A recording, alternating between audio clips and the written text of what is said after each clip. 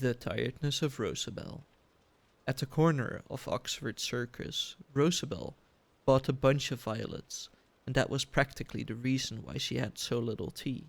For a scone and a boiled egg and a cup of cocoa at Lyons are not ample sufficiency after a hard day's work in a millinery establishment.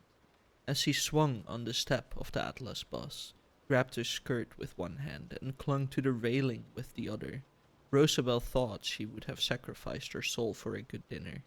Roast duck and green peas, chestnut stuffing, pudding, and brandy sauce, something hot and strong and filling. She sat down next to a girl very much her own age, who was reading Anna Lombard in a cheap, paper-covered edition, and the rain had tear-spattered the pages. Rosabel had looked out of the windows. The street was blurred and misty, but light striking on the panes turned their dullness to opal and silver, and the jewelers' shops seen through this were fairy palaces. Her feet were horribly wet, and she knew the bottom of her skirt and petticoat would be coated with black, greasy mud. There was a sickening smell of warm humanity. It seemed to be oozing out of everybody in the bus, and everybody had the same expression, sitting so still, staring in front of them. How many times had she read these advertisements? Sapolio saves time, saves labor, Heinz's tomato sauce, and the inane, annoying dialogue between doctor and judge concerning the superlative merits of Lamplow's pyretic saline. She glanced at the book which the girl read so earnestly, mouthing the words in a way that Rosabel detested, licking her first finger and thumb each time that she turned the page. She could not see very clearly. It was something about a hot, voluptuous night, a band playing, and a girl with lovely white shoulders. Oh heavens! Rosabel stirred suddenly and unfastened the two top buttons of her coat. She felt almost stifled. Through her half-closed eyes, the whole row of people on the opposite seat seemed to resolve into one fatuous staring face, and this was her corner. She stumbled a little on her way out and lurched against the girl next her. "I beg your pardon," said Rosabel, but the girl did not even look up. Rosabel saw that she was smiling as she read. Westbourne Grove looked as she had always imagined. Venice to look at night, mysterious, dark. Even the hansoms were like gondolas dodging up and down, and the light trailing luridly, tongues of flames licking the wet street, magic fish swimming in the Grand Canal. She was more than glad to reach Richmond Road, but from the corner of the street until she came to number 26, she thought of those 4 flights of stairs. Oh, why 4 flights? It was really criminal to expect people to live so high up. Every house ought to have a lift, something simple and inexpensive, or else an electric staircase like the one at Earl's Court. But 4 flights? When she stood in the hall and saw the first flight ahead of her, and the stuffed albatross head on the landing, glimmering ghost-like in the light of the little gas jet, she almost cried. Well, they had to be faced. It was very like bicycling up a steep hill, but there was not the satisfaction of flying down the other side. Her room, at last! She closed the door, lit the gas, took off her hat and coat, skirt, blouse, unhooked her old flannel dressing gown from behind the door, pulled it on, then unlaced her boots. On consideration, her stockings were not wet enough to change. She went over to the washstand. The jug had not been filled again today. There was just enough water to soak the sponge, and the enamel was coming off the basin. That was the second time she had scratched her chin. It was just 7 o'clock. If she pulled the blind up and put out the gas, it was much more restful. Rosabel did not want to read, so she knelt down on the floor, pillowing her arms on the windowsill. Just one little sheet of glass between her and the great wet world outside. She began to think of all that had happened during the day. Would she ever forget that awful woman in grey mackintosh who had wanted a trimmed motor cap? Something purple with something rosy each side. Or the girl who had tried on every hat in the shop and then said she would call in tomorrow and decide definitely. Rosabel could not help smiling. The excuse was worn so thin. But there had been one other, a girl with beautiful red hair and white skin and eyes the color of that green ribbon shot with gold they had got from Paris last week. Rosabel had seen her electric brougham at the door. A man had come in with her, quite a young man, so well dressed. "What is it exactly that I want, Harry?" she said, as Rosabel took the pins out of her hat, untied her veil, and gave her a hand mirror. "You must have a black hat," he had answered. "A black hat with a feather that goes right around it, and then your neck and ties in a bow under your chin, and the ends tuck into your belt, a decent-sized feather." The girl glanced at Rosabel laughingly. "Have you any hats like that?" They had been very hard to please. Harry would demand the impossible, and Rosabel was almost in despair. Then she remembered the big untouched box upstairs. "Oh, one moment, madam," she said. "I think perhaps I can show you something that will please you better."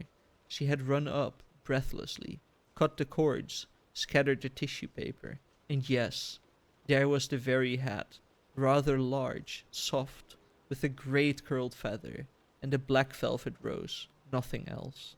They had been charmed. The girl had put it on, and then handed it to Rosabel. "Let me see how it looks on you," she said, frowning a little, very serious indeed. Rosabel turned to the mirror and placed it on her brown hair, then faced him. "Oh, Harry, isn't it adorable?" the girl cried. "I must have that." She smiled at Rosabel. "It suits you beautifully." A sudden, ridiculous feeling of anger had seized Rosabel. She longed to throw the lovely perishable thing in the girl's face and bent over the head, flushing. "It's exquisitely finished off inside, madam," she said. The girl swept out her brougham and left Harry to pay and bring the box with him. "I shall go straight home and put it on before I come out to lunch with you," Rosabel heard her say. The man leaned over as she made out the bill. Then, as she counted the money into her hand, "Ever been painted?" he said. "No," said Rosabel shortly, realizing the swift change in his voice, the slight tinge of insolence, of familiarity. "Oh, well, you ought to be," said Harry.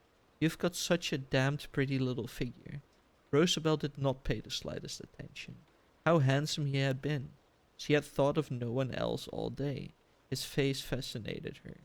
She could see clearly his fine straight eyebrows, and his hair grew back from his forehead, with just the slightest suspicion of crisp curl. His laughing, disdainful mouth. She saw again his slim hands counting the money into hers. Rosabel suddenly pushed the hair back from her face. Her forehead was hot. If those slim hands could rest one moment. The luck of that girl. Suppose they changed places. Rosabel would drive home with him. Of course they were in love with each other, but not engaged. Very nearly. And she would say, "I won't be one moment." He would wait in the brougham while her maid took the hat box up the stairs, following Rosabel. Then the great white and pink bedroom with roses everywhere in dull silver vases. She would sit down before the mirror, and the little French maid would fasten her hat and find her a thin, fine veil and another pair of white suede gloves. A button had come off of the gloves she had worn that morning. She had scented her furs and gloves and handkerchief, taken a big muff and run downstairs. The butler opened the door. Harry was waiting. They drove away together. That was life, thought Rosabel. On the way to the Carlton, they stopped at Gerard's. Harry bought her great sprays of Parma violets, filled her hands with them. "Oh, they're so sweet," she said, holding them against her face. "It is as you always should be," said Harry, "with your hands full of violets." Rosabel realized that her knees were getting stiff. She sat down on the floor and leaned her head against the wall. Oh, that lunch, the table covered with flowers, a band hidden behind a grove of palms, playing music that fired her blood like wine. The soup and oysters and pigeons and creamed potatoes and champagne, of course, and afterwards coffee and cigarettes. She would lean over the table, fingering her glass with one hand, talking with that charming gaiety which Harry so appreciated. Afterwards, a matinee, something that gripped them both, and then tea at the cottage. Sugar? Milk? Cream? The little homely questions seemed to suggest a joyous intimacy. Then home again in the dusk, and the scent of the Parma violets seemed to drench the air with their sweetness. I will call for you at 9, he said as he left her. The fire had been lighted in her boudoir, the curtains drawn. There were a great pile of letters waiting her, invitations for the opera, dinners, balls, a weekend on the river, a motor tour. She glanced through them listlessly as she went upstairs to dress. A fire in her bedroom, too, and her beautiful shining dress spread on the bed. White tulle over silver, silver shoes, silver scarf, a little silver fan. Rosabel knew that she was the most famous woman at the ball that night. Men paid her homage. A foreign prince desired to be presented to this English wonder. Yes, it was a voluptuous night, a band playing, and her lovely white shoulders. But she became very tired. Harry took her home, and came with her for just one moment. The fire was out in the drawing room, but the sleepy maid waited for her in her boudoir. She took off her cloak, dismissed the servant, and went over to the fireplace and stood peeling off her gloves. The firelight shone on her hair. Harry came across the room and caught her in his arms. Rosabel, Rosabel, Rosabel. Oh, the haven of those arms. And she was very tired. The real Rosabel, the girl crouched on the floor in the dark, laughed aloud, put her hand up to her hot mouth. Of course, they rode in the park next morning. The engagement had been announced in the court circular. All the world knew. All the world was shaking hands with her. They were married shortly afterwards at St. George's, Hanover Square, and motored down to Harry's old ancestral home for their honeymoon. The peasants in the village curtsied to them as they passed. Under the folds of the rug, he pressed her hands convulsively, and that night she wore again her white and silver frock.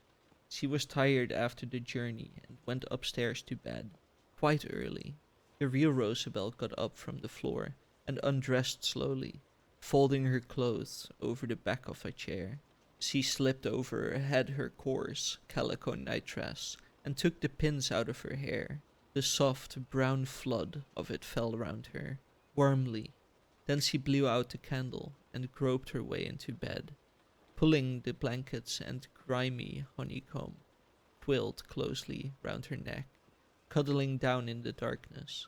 So she slept and dreamed, and smiled in her sleep, and once threw out her arm to feel for something which was not there, dreaming still. And the night passed. Presently the cold fingers of dawn closed over her uncovered hand. Grey light flooded the dull room. Rosabel shivered, drew a little gasping breath, sat up, and because her heritage was that tragic optimism, which is all too often the only inheritance of youth, still half asleep she smiled, with a little nervous tremor round her mouth. The end.